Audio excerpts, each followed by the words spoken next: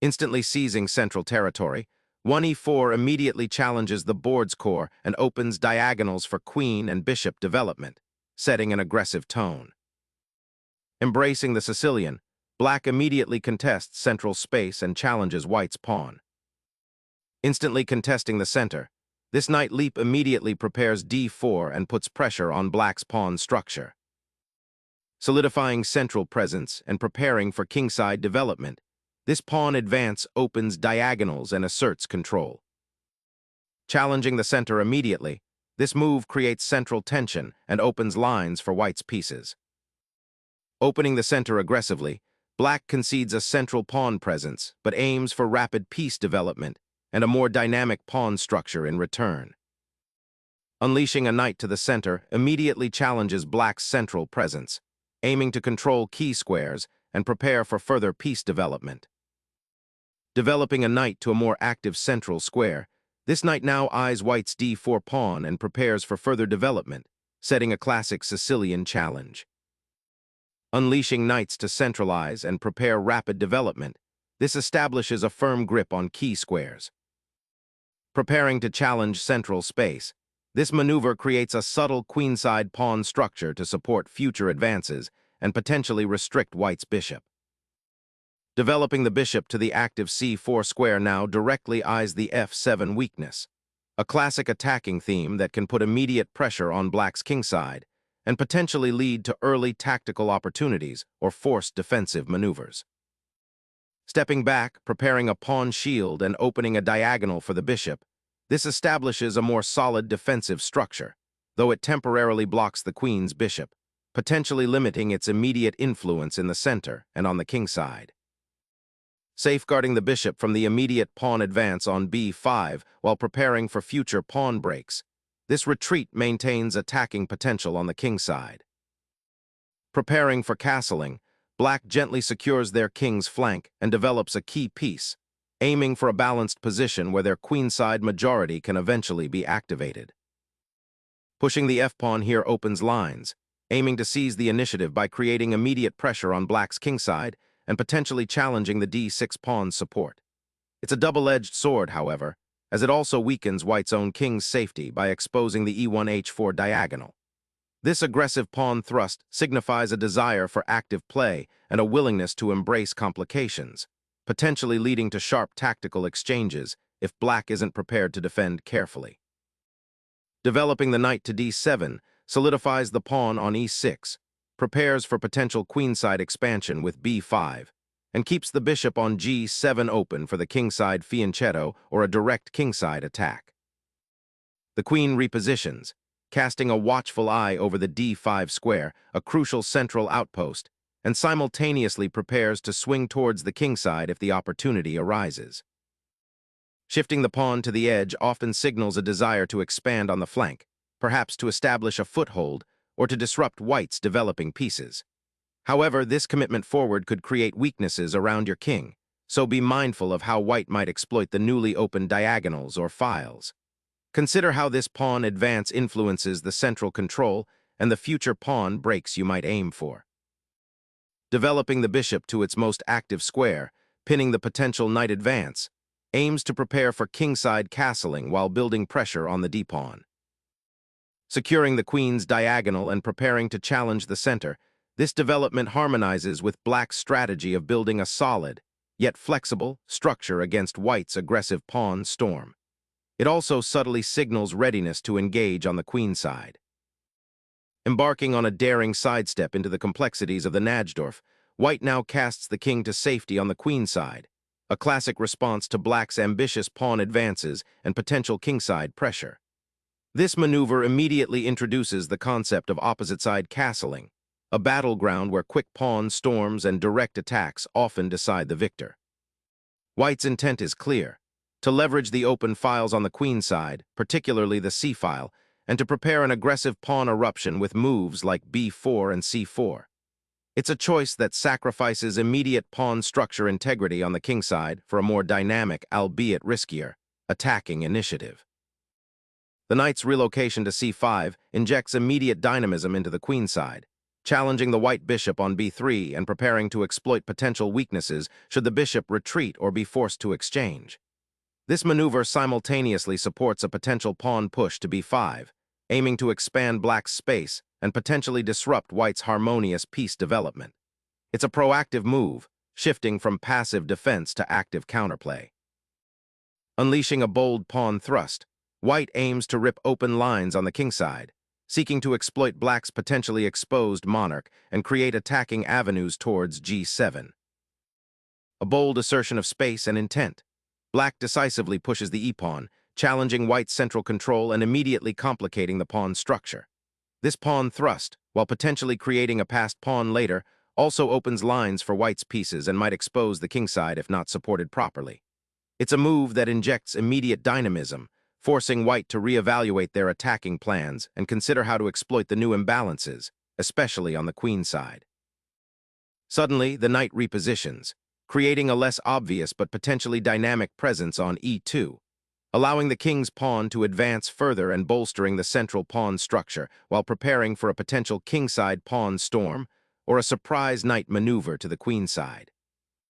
Disrupting the knights creates a dynamic shift, forcing white's bishop to retreat and potentially weakening the light squares around the king. Opening the a-file after that exchange immediately grants white a powerful attacking avenue towards black's queenside, potentially creating dynamic play and forcing a response that might weaken black's pawn structure further. Unleashing an assault on the queenside, black aims to disrupt white's kingside castling advantage and create immediate counterplay. The bishop now pierces down the long diagonal, aiming to disrupt black's pawn structure and potentially create weaknesses around the castled king. Black seeks to develop their bishop to a square where it eyes the queenside and supports potential pawn advances. This maneuver aims to prepare for a queenside expansion, possibly b4, to challenge white's central control and potentially open lines for black's pieces. The bishop on b7 also offers defensive support for the c5 square, which might become a target if white's knight repositions. It's a subtle but important step in black's queenside development, setting up future strategic possibilities. Unlocking the d-file's potential, this capture strategically eliminates black's well-placed knight, a key defender of its monarch, while simultaneously opening lines for white's attacking pieces. The resulting pawn structure shift creates immediate pressure along the newly freed file, offering white improved attacking avenues and a more dynamic position. The bishop has found a new, active diagonal, eyeing the kingside and potentially disrupting white's castled position, even though it means sacrificing pawn structure integrity to achieve this piece redistribution. Suddenly, the center opens up, and white's knight, previously hemmed in, now eyes the f6 square with menacing intent, preparing to exploit the weakened diagonal pointing towards black's monarch. Exchanging the bishop for the knight on d5, a pivotal outpost, fundamentally alters the pawn structure, creating a slightly isolated e-pawn for white on the kingside and potentially opening the file for black's rook if they choose to activate it. This liquidation, while simplifying the immediate pressure, may also cede some initiative. Opening the d-file presents a double-edged sword. While it grants access for your rook, it also exposes it if black can achieve the necessary piece repositioning to exploit the open highway. A bold pawn thrust has just been parried, and black now shifts focus to securing the open files and establishing a more robust pawn structure, recognizing that white's queen and rook are poised for aggressive action on the queen side. Securing the queen side is paramount.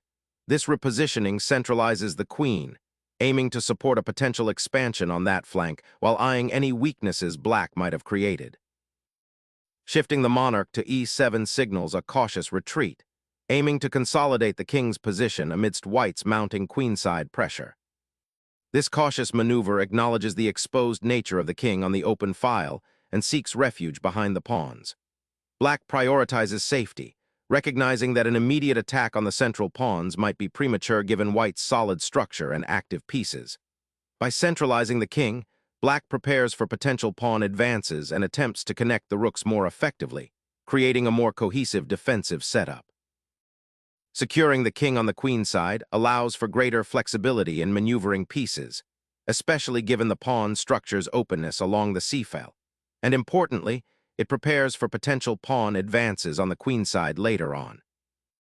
Seeking to pry open the kingside further, this pawn thrust aims to disrupt white's carefully constructed defensive web and create potential weaknesses around the enemy monarch. Stepping back the rook from its active post on the d-file to d1 might seem counterintuitive, but it's a shrewd repositioning aimed at reinforcing potential pawn breaks later and preparing for a dynamic rook lift. White anticipates black's likely moves and seeks to maintain flexibility, possibly to swing the rook over to the kingside if the opportunity arises or to support a future c-pawn advance. This move, therefore, is not about immediate aggression, but about subtle positional restructuring, anticipating the evolving nature of the battlefield and ensuring the king's safety from any sudden tactical thrusts. The rook's relocation to the d-file solidifies black's presence on an open file, aiming to contest white's dominant rook and potentially pressure the king's defenses. Solidifying the queenside pawn structure with c3 intends to shore up white's pawn chain and prevent black's knight from potentially hopping to b4. It's a prophylactic maneuver aiming to control critical squares and lend structural integrity, though it does cede a degree of pawn flexibility and slightly closes off the diagonal for the light-squared bishop. A proactive repositioning of the queen to a square where it can simultaneously eye white's doubled pawns on the queenside and potentially support a pawn push down the b-file, all while seeking better defensive harmony. An ambitious pawn thrust, challenging the queenside expansion and aiming to create space for white's pieces. Black's king feels increasingly exposed on the queenside, so anchoring the rook to the c-file here aims to offer some defensive support, potentially preparing for a regrouping of pieces while simultaneously contesting this important open file. Gaining a foothold on the kingside requires immense patience, and this repositioning of the knight toward the kingside, potentially to f3 or g3, aims to shore up that vulnerable flank and prepare for a slow, methodical advance, a stark contrast to the earlier pawn storm. Black consolidates the bishop's position, bringing it to a more active diagonal where it eyes white's queenside pawn structure, while simultaneously creating potential harassment of white's king if the center opens further. Nodding the knight to f3 aims to bolster the kingside defense, preventing any immediate pawn pushes from black's queenside initiative, while also freeing up the g2 square for potential king safety adjustments if needed later. Solidifying the kingside pawn structure with f6 addresses the immediate pressure black faced from white's knights potentially penetrating on e5 or g5, while also reinforcing the e5 square. This defensive measure, however, comes at a positional cost, creating a slight weakness on g6 that white might exploit later, especially if the e-pawn were to advance. It also blocks the bishop's natural diagonal after it was forced to retreat. While preventing immediate tactical threats, this move commits black to a more passive pawn structure on the kingside. The focus now shifts to improving piece coordination and finding active play on the queenside or center to counter white's potential pawn breaks. Black needs to be mindful of the slightly compromised king's safety this move inadvertently creates. Opening the kingside for potential breakthroughs, this pawn thrust signals a willingness to disrupt black's pawn structure and perhaps create new attacking avenues, even if it momentarily weakens white's own king's safety. Opening the kingside thoroughfare presents both immediate danger and potential counterplay as the pawn chain collapses, demanding precise calculation of discovered attacks and king safety. Initiating a calculated pawn sacrifice to pry open the kingside, this move immediately disrupts black's defensive structure, creating avenues for white's rooks and queen to exploit. The pawn advance across the kingside has finally broken open the file, creating an immediate tactical imbalance. Unleashing the queen here creates immediate threats on the kingside, particularly targeting the weakened pawn structure around black's monarch. White aims to exploit the open lines that have materialized, potentially forcing concessions or even initiating a mating attack. This aggressive posture disrupts black's defensive setup and demands a precise response to avoid further positional deterioration. Reigning in the king's wanderlust is paramount. After all this pawn structure reshaping and piece maneuvering, the monarch is exposed to potential discoveries and disruptions, making a more secure position the immediate priority. Seizing the opportunity, white snatches a pawn, opening lines and aiming to destabilize black's already compromised king position. This aggressive pawn grab introduces immediate tactical complexities, potentially unraveling black's defenses if not handled with extreme care. The sacrifice of material, while seemingly bold, forces black into a defensive posture, where every move will be scrutinized for potential weaknesses.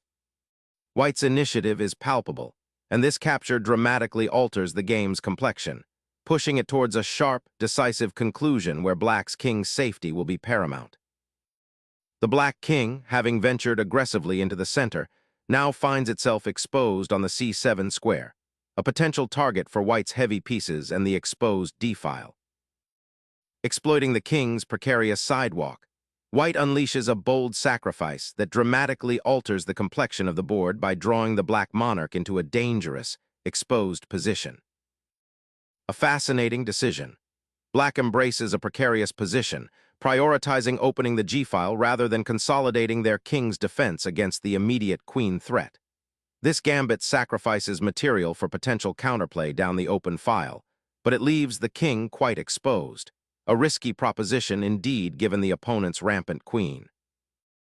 The rook on the 7th rank now exerts tremendous pressure, and the white queen's sacrifice of the pawn opens a direct assault on black's compromised kingside, forcing a defensive scramble.